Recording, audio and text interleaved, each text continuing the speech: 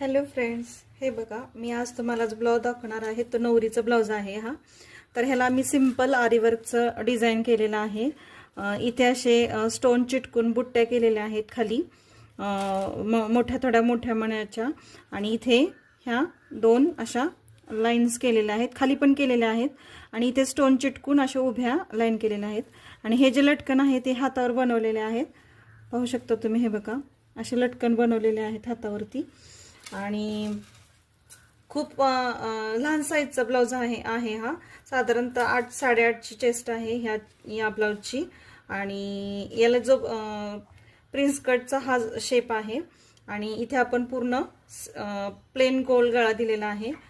या ब्लाउजला आपण कफ बसवलेले आहेत. हे नवरीने सांगितलेलं होतं, त्याच्यामुळे इथे मी कफ बसवलेले आहेत. खूप सुंदर हा ब्लाउज झालेला आहे. सप्तपदीचा हातीचा ब्लाउज आहे बघा.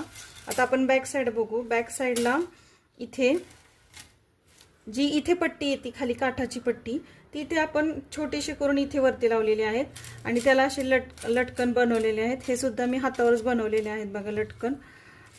आणि इथे आपण जो गळा आहे, पानगळा आहे, त्या पानगळ्याला सिंपल गोल्डन कलरची लेस लावलेली आहे. तिला काहीच नको होतं, सिंपल गळा तिला बॅक्सला हवा होता, पण ही मात्र तिला पट्टी तिला हवी होती.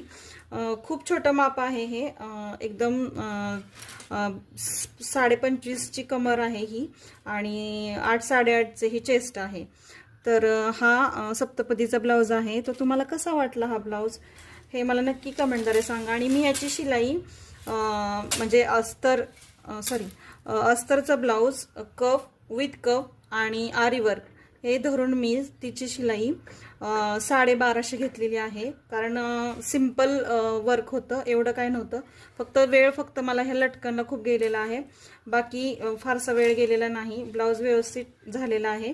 तर याची शिलाई मी 1250 घेतलेली आहे. तर तुमच्या इकडे किती शिलाई ही मला कमेंटद्वारे सांगा. आणि कसा वाटलं तुम्हाला हा ब्लाउज हे पण मला नक्की कमेंटमध्ये सांगा. थँक्यू.